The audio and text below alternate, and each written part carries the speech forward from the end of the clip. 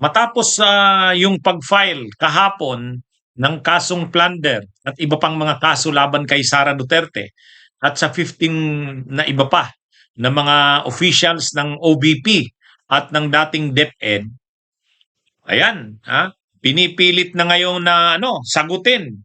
Pinipilit na ngayon na kontrahin, i-counter ng mga DDS ang nasabing pagsampa ng formal ng kaso laban kay Sara. Pag-usapan natin yung kanilang mga narratives, mga naratibo at argumento. At makikita natin, palso, dispalinghado. Wala yung mga argumento nitong mga DDS na ito. Para siraan yung final na kasong plunder laban kay Sara Duterte sa ombudsman, kung ano-anong kanilang mga sinasabi, isa-isahin natin, sagutin natin. Una, mga kabunyog, mga kababayan, ang may plano daw nito, ito daw pagsasampa ng kaso kay Sara ay kagagawa ni Marcos, ni PBBM. Yan ang pahayag ni Atty. Topacio sa ngalan ng kanilang partidong PDP Laban. Maniniwala ba kayo, mga kabunyog, mga kababayan, na si PBBM, si Marcos ang nasa likod? Si Marcos daw ang nasa likod ng pag-file na yan ng plunder laban kay Sara Duterte. Ay, mga kabunyog, napakaano ng mga ito. Ayusin nyo naman yung inyong mga reactions. Parang wala kayong hindi kayo nagre-research, may masabi lang kayo. Hindi nyo alam kung paano ika-counter, kaya kung ano-ano na lang. O tingnan nyo yan. Yan yung mga nag-file ng impeachment ay ng plunder case na yan. Yan sino ba yung nakikita natin sa picture? Ang nakikita natin dyan sa picture, mga kabunyog, yung nasa kanan si Cielo Magno.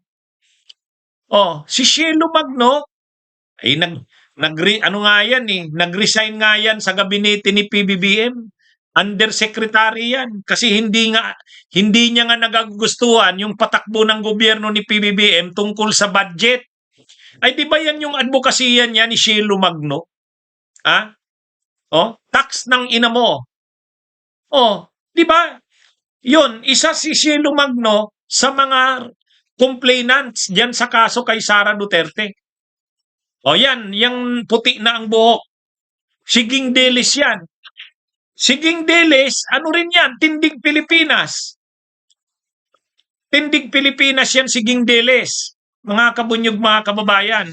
Ang Tindig Pilipinas ay yan? Kagrupo yan ng kagrupo yan ng Akbayan. Kagrupo yan ng mamamayang liberal, nila Laila de Lima, magkakagrupo yan. So, kung titingnan natin dyan, yung pari na yan, na nakasalamin, yung nakaharap, si Father Flavio Villanueva yan. Yan yung kasamahan yan nila Father Robert Reyes, si Father Flavio Villanueva. Ibig sabihin, itong nag-file ng impeachment ay ng plunder na ito kay Sara, hindi ito kasama sa administrasyon. Civil society ito. Civil society ito. Ito yung mga kakampings, ito yung mga dilawan. Mga kabunyog, mga kababayan, anti-Duterte itong mga ito, pero hindi pro-Marcos yan. Kaya hindi yan kayang utusan ni Marcos na i-file nyo ito. Kung yung mga grupo, nakagrupo nila Marcos, halimbawa, sila Larry Gadon, o yung mga grupo na ganyan, yung mga grupo mga grupo ng pro-BBM, yun, alam naman natin kung sino-sino yun, pwede yun. Kung yun ang mag-file, ibig sabihin, instruction ni PBBM yun, o nila Romualdez, ito hindi. Itong nag-file na ito ng plunder kay Sara ay civil society. Civil society ito. Kumbaga, hindi ito hawak nila Romualdez, hindi rin ito hawak ni PBBM. Sarili nilang initiative yung pag-file na yan. Sarili nilang initiative yan. Kaya, napaka-alanganin naman, palsong-palso naman yung sinabi ni Topacio. Yan daw mga nag-file na yan daw ay nag-file ng plunder kay Sara, utos daw yan ni PBBM. Wow. Wow. Ang tindi ng mga, mali itong mga DDS na to. Mali. Hindi nila naiintindihan yung mga ganyan. Kaya nga si Pulong ganun din ang mali. Dahil pinapaimbestigahan si Pulong Duterte ni Congressman Tinio, sabi niya kay si Tinio daw ay bayad ng Marcos. Bininta na daw ang prinsipyo. Mali siya doon. Si Congressman Tinio ay representative ng ACT Teachers Party List, Makabayan Black. Ang panawagan ng Makabayan Black, kontra sila kay Marcos, kontra sila kay Duterte.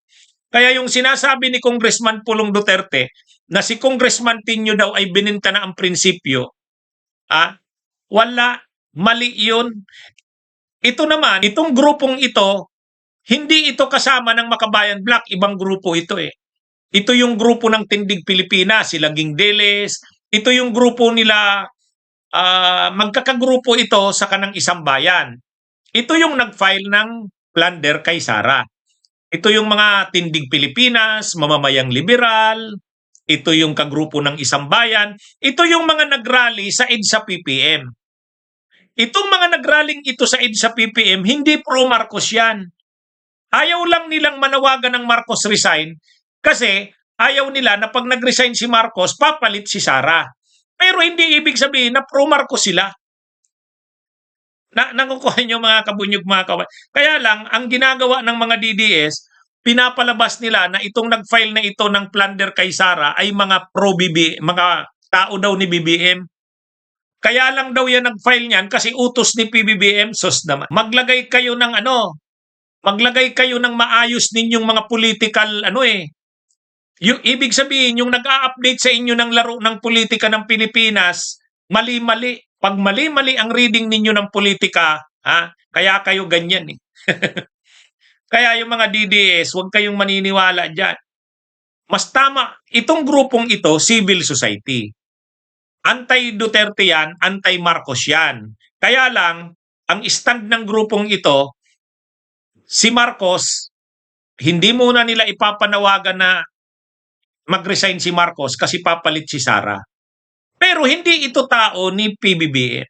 Hindi nila ito mauutusan. Kaya kung nag-file yan ganyan, kung nag-file yan, hindi dahil sinabihan sila ni PBBM.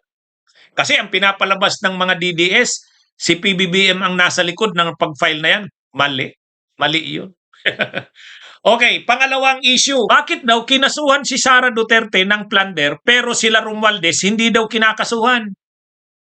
Ang dami raw ng korupsyon nila Marcos at nila Romualdez, bakit daw hindi kinakasuhan si Romualdez? Yan mga kabunyog, mga kababayan. Di ba? Yan yung kanilang argumento. Sabi nila, ang korupsyon ngayon ay kila Romualdez tapos ang kakasuhan nyo si Sara Duterte. Yan yung kanilang argumento. Tinakalat din nila yung ganyan, mga kabunyog. Bakit daw itong mga nagkaso kay Sara ng plunder, mas inuna pa daw si Sara, samantalang ang mga anomalyang pinag-uusapan ngayon, korupsyon ng administrasyon ni Marcos. Korupsyon daw nila Romualdez. Bakit daw hindi kasuhan si Romualdez? Alam nyo mga kabunyog, mga kababayan, simple lang yan. Simple lang yan. Itong mga grupong ito, itong civil society, wala silang ebidensya laban kay Romualdez. Wala silang ebidensya laban kay Romualdez. Ngayon, sino kaya ang posibleng may ebidensya laban kay Romualdez? Sino ang may ebidensya laban kay Romualdez? Di siyempre sila. Sila Marcoleta. Sabi nila marami silang ebidensya laban kay Romualdez. Sila Chis Escudero, di ba? Sila Joel Villanueva. Sabi nila marami silang ebidensya laban kay Romualdez. Sila Saldico. Marami daw silang ebidensya laban kay Romualdez. Sila ang magkaso kay Romualdez. Itong mga DDS, galit na galit kay Romualdez. Kasuhan nyo si Romualdez. Hindi kayo ang magkaso. Itong mga civil society, bagamat gusto niyang kasuhan si Romualdez, wala naman silang hawak na ebidensya. Paano ka magkakaso kung wala kang hawak na ebidensya? Di ba? Paano ka magkakaso kung wala kang hawak na ebidensya? Pero ang nagsasabing mayroon silang hawak ng ebidensya, sila Marcoleta, sila Mike Defensor, sila Vic Rodriguez. O, itong mga DDS, sila ang marami daw na ebidensya kay Romualdez. O, ba't hindi kayo magkaso? Ha? Kasuhan nyo si Romualdez kasi kayo yung maraming ebidensya. Itong civil society, wala silang hawak na ebidensya laban kay Romualdez. Yang mga civil society na yan, tulad nila Cielo Magno, alam nila na si Romualdez corrupt. Tanungin nyo yan, si Cielo Magno. Oh. Tanungin nyo yan sila Father Flavi, alam nilang si Romualdez corrupt. Pero, pag nag-file ka ng kaso, kailangan naka-attach yung mga ebidensya. Saan? Walang ebidensya eh. Oh. Kahit alam nila na corrupt si Romualdez, saan sila kukuha ng ebidensya? Ngayon, sino ang nagsasabing grabe silang ebidensya laban kay Marcos, laban kay Romualdez? Ay di ba yung kampo ni Sara, yung kampo ni Duterte, paulit-ulit sila niyan. O ba't hindi sila ang mag-file? Dapat sila naman ngayon ang nagpa-file ng kaso eh. Di ba? Bakit ipapasa nila? Bakit ipapasa nila dito sa civil society? Itong civil society, alam nila na corrupt sila Romualdez. Ang problema, walang hawak na ebidensya. Paano ka magsasampa ng kaso? Sino ang nagsasabing may ebidensya silang hawak laban kila Romualdez? Ay di ba sila Marcoleta, sila Chis Escudero, sila Jingo Estrada, sila Villanueva, sila Vic Rodriguez, sila Topacio, yun, paulit-ulit sila niyan. Sila Chavit Singson, sila Kiko Barsaga. Kayo pala ang maraming ebidensya laban kay Romualdez, bakit hindi nyo kasuhan? Di ba? Di ba? Ano yan eh? Ito kasing mga civil society, marami na silang ebidensya laban kay Sara kasi sila yung nag-initiate ng impeachment complaint. Kaya may hawak na silang ebidensya laban kay Sara. Kasama sa mga nag-imbestiga kay Sara sa Kamara ay yung mga kongresista ng Makabayan Black at saka itong Akbayan. At saka sila mamamayang liberal. Kasama yan sa mga tibong imbestiga, sila Risa Hontiveros. Nag-imbestiga na sila kay Sara. Kaya mayroon na silang ebidensya. Pero pagdating kay Romualdez, kapos ang mga ebidensya eh. Ang sinasabi ng kampo ni Duterte, sila daw ang maraming ebidensya kay Romualdez. Ba't hindi kayo ang mag-file? Ba't hindi kayo ang mag-file? Di ba? Ano ito? Itong civil society, hindi yan hawak ni Romualdez. Kung may ebidensya lang mga yan, kasuhin din yan si Romualdez. Kaya lang, wala naman silang hawak eh. Pero, tanungin mo yung mga yan. Tanungin nyo yan. Ako, pag tinanong ko yan, anong tingin nyo kay Romualdez? Sangkot din kaya sa mga anomalya? O sasabihin nila, oo. Kaya lang, pagdating kasi sa korte, hindi naman pwede yung aligasyon lang. Kailangan, o kaya kahit sa ombudsman, kailangan mayroon kang mga ebidensya eh. Ang nagsasabi na marami silang ebidensya na magdidiin kay Romualdez ay mga DDS. Sila yon. Kasi sila yung may koneksyon sa gobyerno. Dati silang administrasyon. Ibig sabihin, ang kampo ng Duterte, may mga nakatanim yan dyan sa gobyerno. May mga tao sila dyan. Ibig sabihin, sila ang may kapangyarihang magtipo ng ebidensya kay Romualdez. Bakit hindi nila magawa? Diba? Kahit ako, tanungin nyo ako, naniniwala ba akong corrupt si Romualdez? Oo. Diba? Kaya lang, ano nang magagawa ko? Wala akong maipakitang ebidensya para alam ko. Bakit ko nasasabi yan? Magagawa ba yung mga nangyayari na yan na korupsyon ng mga kongresista nang hindi alam ni Romualdez? Speaker ka? Di ba? Kaya lang, hindi naman pwedeng ganun lang ang ebidensya mo pagdating ng pagsasampa ng kaso eh. Hindi pwedeng yung tingin mo lang eh. Pero ako, tanungin nyo ako, corrupt ba si Romualdez? Oo. Alangan namang yung mga kongresista corrupt. Tapos siya hindi. Sasabihin natin, corrupt yung mga kongresista, si Romualdez hindi. Hindi. Kaya lang, anong ebidensya? Wala. Kaya hindi ka makapag-file ng kaso. Ngayon, ang sinasabi nitong mga DDS, ito daw mga nag-file ng kaso kay Sara, hawak daw ni Marcos. Hindi totoo yan. Bakit daw ang kinasuhan ng mga ito ay si Sara, hindi si Romualdez? ay yun ang ready ng mga ebidensya eh. Yun ang mga ready ng ebidensya at mga dokumento. Saka ano eh. Wala pang ano, kung may ready na kayong ebidensya kay Romualdez, kasuhan nyo. Maganda yun. Para mapanagot nating lahat. Di ba? Oh, kaya sa totoo lang mga kabunyog, mga kababayan, dispalinghado, palso itong mga argumento ng DDS. Oh, kasi ang sinasabi nila, una, si Marcos daw nasa likod ng pag-file na yan ng plunder. Pangalawa, bakit daw kinasuhan si Sara, sila Romualdez hindi? Oh, di ba? Oh. Pangatlo, mga kabunyog, sabi ni Torion, wala pang ang findings ang COA. Wala pang COA audit report na final. Bakit na kayo nagsasampa ng kaso ng plunder? Wala naman kayong ebidensya na ano daw si Sara. Hmm? Wala pa daw final audit report ang COA. Oh. Yan yung ano. Kailangan ba muna ng may final audit ang audit report ang COA bago ka mag-file ng impeachment? Hindi naman requirement yun. Hindi naman requirement yun. Saka hindi lang naman yung COA report ang pinagbabasihan ng pag-file ng kaso. Iba-iba naman ang grounds ng pag-file ng kaso kay Sara. Iba-iba yon, articles of impeachment. Ah? Ibig mong sabihin, pag wala kang hawak na final COA report, hindi ka pwedeng mag-file ng kaso kay Sara? Sus naman. Napaka-dispalinghado naman. Palso naman yung argumento na yan ni Torion. Yung mga COA report na yon, kahit hindi pa yun final, at saka pinatawag sa Kamara. Yung hearing sa Kamara, pinatawag yung COA. Oh, di ba? Tinanong yung COA doon tungkol doon sa mga Mary Grace Piatos, tungkol doon sa Oishi. Oh, yung kanilang mga sinabi doon sa hearing na yun, magagamit na yun laban kay Sara. Under oath sila eh. Hindi naman kailangan yung final report ng COA. Kasi ang sinasabi ni Torion, wala pa naman daw final COA audit report. Ha? Kaya yan mga kabunyog, mga kabayan. O, ito pa. Ito pa mga kabunyog, mga kababayan.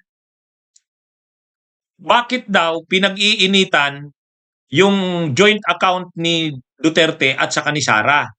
Saka napakalaki daw kalokohan yan. Sabi to ng mga DDS. Kung totoong ninakaw nila Sara ang pera na yan, bakit daw idideposito sa bangko? Di ba? May ganun silang argumento. Kung totoo daw na may joint account itong si Digong at si Sara at may pera doon, ibig sabihin hindi ninakaw yung pera na yan. Kasi daw, kung ninakaw ang pera na yan, bakit mo itatago sa bangko? Eh di mayroon ng ebidensya laban sa'yo. Ayan. Mayroon akong nabasang ganyan. Na-encounter nyo rin ba yung ganyan? Mayroon ganun sila eh. Mga kabunyog, mga kababayan? Mga kabunyog, na-encounter nyo ba yung sinasabi nilang ganyan?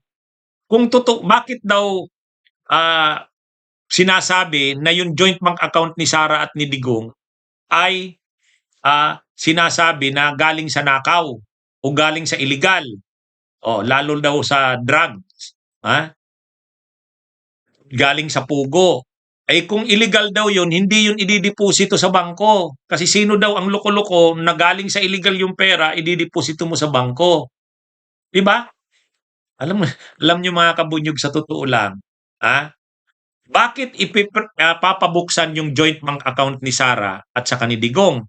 Para makita doon yung transactions na pumapasok. Para makita yung transaction na pumapasok. Kaya pabubuksan yon. Isusumpi na yon ng ombudsman. Isusumpi na yung AMLA. Ipapasumpi na. Alam na ang laman ng account na yon. Mayroon ng kopya. Napanood ko nga si Attorney Dino Dillon eh. Sabi niya, nakita niya na mismo ang laman ng nasabing joint bank account. Kaya lang, ang tanong ngayon, yung argumento na kung galing sa illegal yan, bakit mo idideposito sa bangko? Ano ang sabi ngayon ng Korte Suprema? Yung ruling ng Korte Suprema. Kapag ang yaman mo ay questionable, ito lang yung dapat na legal na kita mo, and yet ang nakalagay sa mga deposito mo sa bangko ay ganito. Presumed yan na galing sa nakaw. Galing sa illegal yan. Ay kapag naipakita na ang laman nga ng account na yan 2.4 billion daw ang laman yan eh. 2.4 billion ang laman. Sabi nila Trillanes. Ngayon, saan kukuha sila Duterte ng 2.4 billion?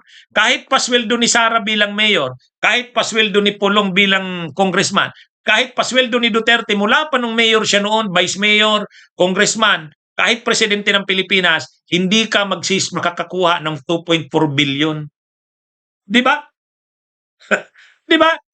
At ang sabi ng Korte Suprema ngayon, may ruling na ngayon ng Korte Suprema. Kalalabas lang ng ruling na yan. Kapag ang mga kita mo, yung account mo sa bangko, yung mga ari-arian mo, ay hindi mo maipaliwanag saan ang galing yan. May negosyo ba ang mga Duterte? Katulad ba sila ng mga Gokongwei, ng mga Lusyutan? Katulad ba sila ng mga Razon? Kahit pa sabihing may minana si Duterte sa kanyang mga magulang, aabot ba ng 2.4 billion yun? Yan yun. Yan yung ano doon. Ang sabi ng ni dating Senador Sonny Trillanes, 2.4 billion ang nandun sa joint bank account. So, ang argumento kasi ng mga DDS, kung yan bang yung pera na yan sa joint bank accounts ay nakaw, bakit mo idideposito sa bangko? Yun nga ang iniisip nila Duterte siguro na hindi mangyayari ito na mapapanagot sila sa mga ganyan. Di ba? Di ba? Akala nila habang panahon, kasi wala Ang tagal ng ginagawa ng mga Duterte yan, wala namang nangyayari sa kanila. Kasi sanay sila sa impunity. Para silang mga hari. Ang tingin nila sa Pilipinas, sila ang hari, lalo na nung maging presidente siya. Kaya nga hindi rin nila iniisip na madadala si Duterte sa ICC. Di ba? Kasi yung mga pagpatay sa Davao, hindi naman sila napanagot. So nang naging presidente siya, kaya nating lusutan yan. Gawin nyo lang yung pinapagawa ko, walang problema yan. Tagal na nating ginagawa yan. Di ganun. Ganun yan. Mga kabunyog, mga kababayan. So ang akala nila, hindi sila mahuhuli. Akala nila, hindi sila mapapanagot sa ganyan. Ang problema, ang buhay ay weather-weather lang. So ngayon, noong panahon, pinapabuksan na sana yan bank account na yan. Hindi binuksan ni Martires. Tinanggal pa si Deputy Ombudsman Arthur Carandang. Si Deputy Ombudsman Arthur Carandang, siya yung nakakita niyan Nakita na yan ni dating Deputy Ombudsman Arthur Carandang. Kaya lang, nang i-expose na yan, magpipress ko na, si Deputy Ombudsman Arthur Carandang, tinanggal. Tinanggal nila Martires. Kaya mga kabunyog, mga kababayan, so anong nangyari ngayon? Salamat na lang at nagpalit na ng ombudsman. Salamat na lang at nag-away si Marcos at si Duterte. Salamat na lang, at mayroong mga grupo na naninindigan sa tama. Kaya ito, mga kabunyog, balik tayo dito. Itong mga DDS, sinisiraan itong plunder na isinampa. Ang sabi nila, pang-divert daw ito. Instruction daw ito ni Marcos para sampahan ang kaso si Sara para malayo doon sa mga issue ng anomalya sa flood control. Hindi. Diyan kayo nagkakamali. Diyan kayo nagkakamali. Ang grupong ito ay aktibo sa pagpapanagot sa anomalya sa flood control. Ito rin yung mga grupo na nagsulong ng impeachment ni Sara. So, ang pagpapanagot ng grupong ito, si Sara dapat mapanagot. Yung mga politiko, yung mga opisyal ng gobyerno, yung mga kontraktor na sangkot din sa anomalya sa flood control, dapat ring mapanagot.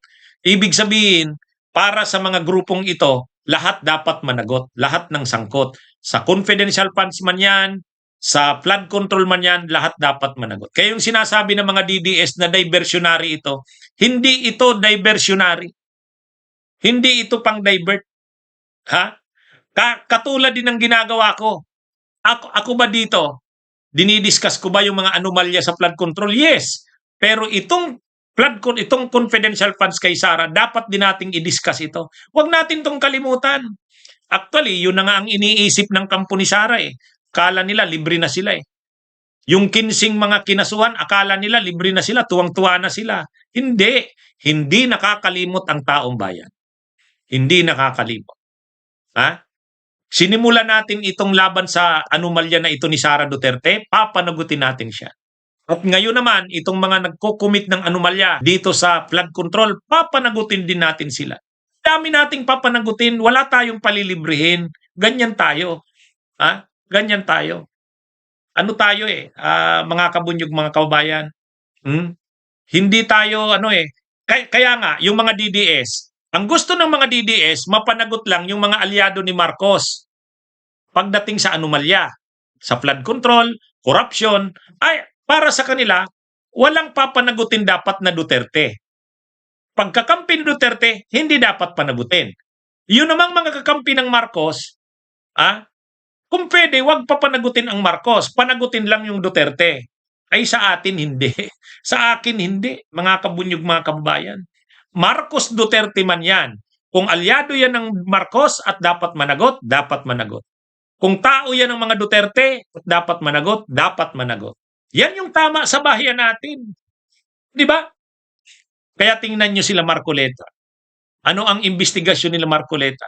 Sa investigasyon ni Marcoleta, ang dinidiin nila yung mga kongresista.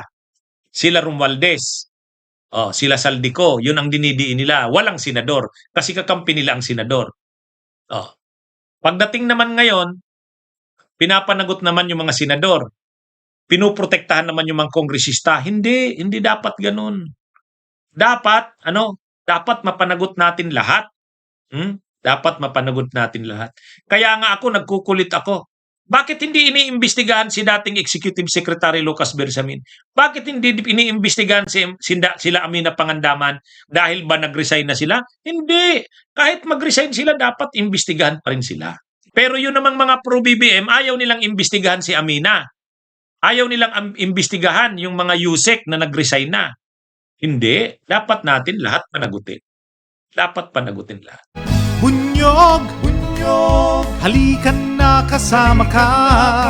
Bunyog, kapag buklod ay may pag-asa. Luzon, Visayas, Mindanao, isa ang pananaw. Sa bagong Pilipinas ang bunyog isisigaw. Bunyog,